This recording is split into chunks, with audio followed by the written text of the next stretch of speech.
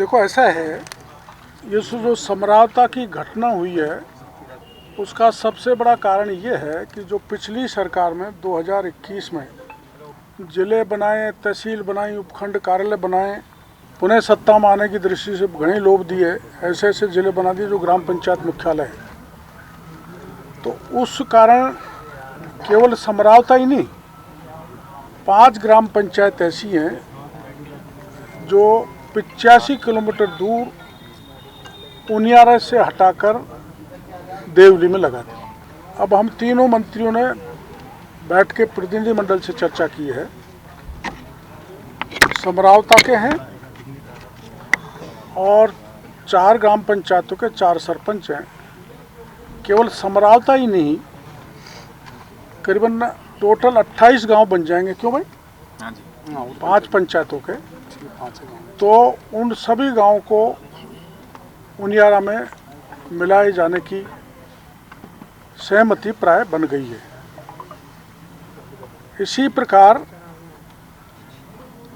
जो निर्दोष लोग हैं, ठीक ढंग से जांच की जाएगी, किसी को भी मुकदमे में झूठा नहीं फंसाया जाएगा। तीसरा, आपकी जानकारी में आ ही गया होगा कि 19 लोग निर्दोष पकड़े थे जिनको छोड़ दिया है। चौथा, ये जो पूरी घटना है इसकी जांच संभागीय आयुक्त से कराई जाएगी। पूरी घटना की कहाँ कामी चुनाव की प्रक्रिया में रही, किसने क्या मारा, कहाँ जलाया, कहाँ तोड़ा पीड़ा, प्रॉपर्टी डैमेज हुई, वो सारी जांच संभागीय आयुक्त करेगा। और इनके अभी तक जो हमको सूचना मिली है, 35 मोटरसाइकिल, 9 चौपहिया वाहन, जिसमें 2 पुलिस के थे, उनका नुकसान हुआ है।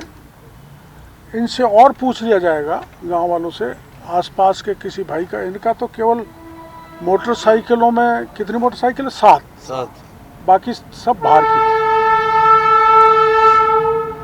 तो ये मन प्राय हमारा बन गया है कि हम इनकी भरपाई करेंगे, हर तरह के नुकसान की, इलाज की, मकान की, तूड़े की, तपाड़े की, वाहन की, जो भी नुकसान हुआ है उसको एक असेसमेंट कराएंगे, इनकी रिपोर्ट के आधार पर किस किस के क्या नुकसान हुआ है।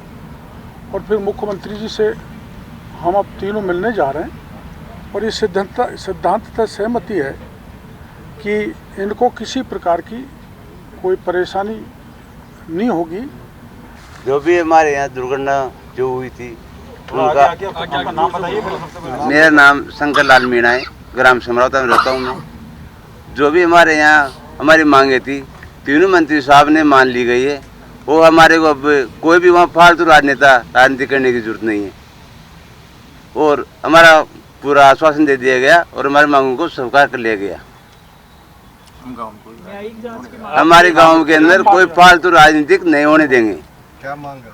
जो हमारी मांगे थी, हमारी मांग एक पहली मांग थी, हमारे को देवड़ी उपखंड से हटा के उनियारा में जोड़ा जाए, हमारी वो मांग पूरी हो गई।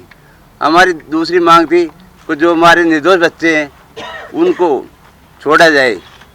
तीसरी मांग थी हमारी, तो जो हमारे गांव में नुकसान हुआ है और जो औरतों पर अत्याचार हुआ है उनका पैसा मिलना चाहिए और जिसने भी औरतों पर अत्याचार किया है उसके खिलाफ कार्रवाई होनी चाहिए। ये हमारी मांग थी। देखो, आप गांव के 15 लोग हैं। लोकतंत्र में आंदोलन करना, प्रदर्शन करना ये महत्वपूर्ण हिस्सा है, लेकिन आप इन सब से पूछ सकते हो, इनके अगल बगल के गांव में किसी में भी कहीं भी किसी तरह का प्रदर्शन नहीं हो रहा है।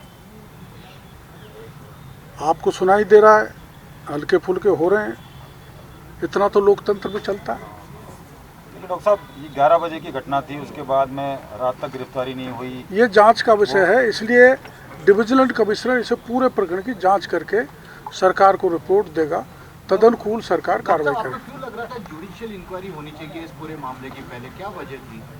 ये हमने बात की तो जुडिशियल इंक्वायरी इसलिए हमने टाल दी कि वो बहुत समय लेती।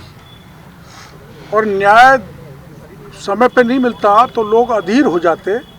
इसलिए तय किया कि संभागीय आयुक्त से एक सीमित समय में जांच करवा ली जाए और सरकार उसके अनुसार कार्रवाई करे। भाई साहब, नरेश मीणा के थप्पड़ मारने को लेकर हनुमान बेनीवाल ने भी कहा, अगर मैं होता उनकी जगह तो 3-4 थप्पड़ मैं भी लगाता। देखो, इस देश में बोलने की आज़ादी है, कोई कुछ भी बोल सकता है, उनको कैसे उनकी जीभ को रोका जा सकता है।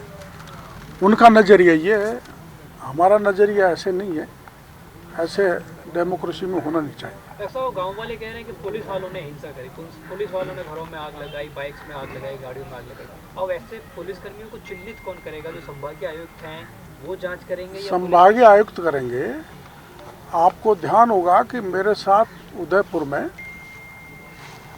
इसी ढंग का पुलिस ने घसीट के मेरे को गिरफ्तार करके जिला बदर कर दिया था, तो उसकी जांच तत्कालीन सरकार ने चेयरमैन रेवेन्यू बोर्ड को दी थी। इसलिए जल्दी कार्रवाई हो जाए, उस दृष्टि से हमने खुद ने तीनों मंत्रियों ने तय किया है कि बजाय जुडिशियल इंक्वायरी के संभागीय आयुक्त स्तर का सीनियर अफसर इसमें जांच करें।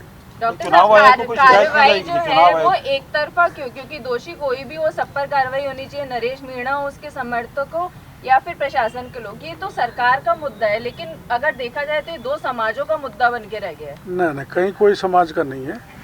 ये जाट से बैठे हैं, मैं मीणा हूँ, ये गुजर हूँ, ऐसी बड़ी कई समरसता देखिएगा आपने। तीनों मिलकर फैसला कर रहे हैं। इसको जाति का रूप नहीं दिया जाना चाहिए किसी भी स्तर से। जो मारने वाला है वो मीणा है, चाटा खाने वाला है वो जाट है। दोनों समाजों की प्रति से कोई ऐसी एडवर्स प्रतिक्रिया आपने नहीं सुनी होगी। कोई ये जो कमेटी है, ये कमेटी क्या चुनाव आयोग को भी इसके बारे में रिपोर्ट देगी? नहीं, चुनाव आयोग का काम अलग है। चुनाव आयोग अगर कमेटी बनाता, निर्देश देता तो चुनाव आयोग को वो रिपोर्ट देती। ये सरकार को ही रिपोर्ट देगी और जो भी दोषी होगा उसकी कार्रवाई करेगी। कितने दिन में वैसे ये रिपोर्ट तैयार करना? अब ये हमें मुख्यमंत्री जी से और इतना सा लेना, 6 महीने का, 8 महीने, 3 महीने, 4 महीने, और कौन करेगा ये अब हम तीनों मुख्यमंत्री से मिलकर ये भी आपको बता देंगे। धन्यवाद। उसके बाद फिर मिल लेंगे। इस तरीके से आपने बताया है कि इसमें पुलिस वाले भी दोषी हैं, ग्रामीण भी बता रहे हैं। सीएम साहब से मुलाकात किया जाएगा, किसके द्वारा चिन्हित किया जाएगा? देखो, मेरी बात सुनो पत्रकार जी, ताली तो दोनों हाथों से बजती है।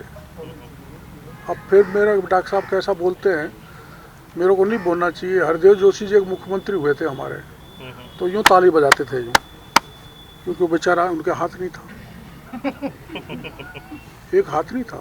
आपका जब जन्म भी नहीं हुआ होगा, तो ताली तो दोनों हाथों से बजती है। कुछ पुलिस की गलती होगी, कुछ आंदोलनकारियों की होगी, उसका दूध और पानी का पानी सरकार कर देगी जांच करके। हमारी मनसा बिल्कुल खराब नहीं है। सरकार साफ नीयत से इनको भरोसा दिया है और आगे भी कोई इनकी मांग होगी हम पूरा करेंगे। जनहित के मुद्दों में भजनलाल सरकार पीछे नहीं है, क्विकली एक्शन लेने वाली सरकार है। हम तुरंत पहुंच गया ना मैं, और तुरंत इनको यहीं मिला दिया और तुरंत इनको आज मिला रहे हैं।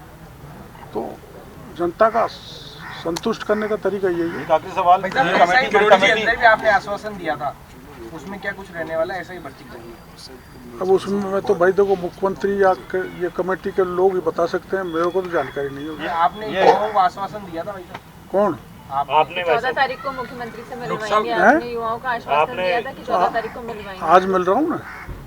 आज 2 चीज़ों में इनके साथ साथ सब इंस्पेक्टर की भी बात मुख्यमंत्री जी से करेंगे, और वो लड़की जो डिम्पल में, उसका सीबीआई को पत्र लिखाएंगे हम आज ही मुख्यमंत्री से। यहाँ तो जो कहते हैं वो करते हैं, कथनी करने में कोई फर्क नहीं है, बदलने का कोई काम नहीं है। एक आखिरी सवाल डॉक्टर साहब, ये क्या था जो उस आंदोलन में जो पत्रकार घायल हुए थे उनसे आज तक मिलने नहीं गए?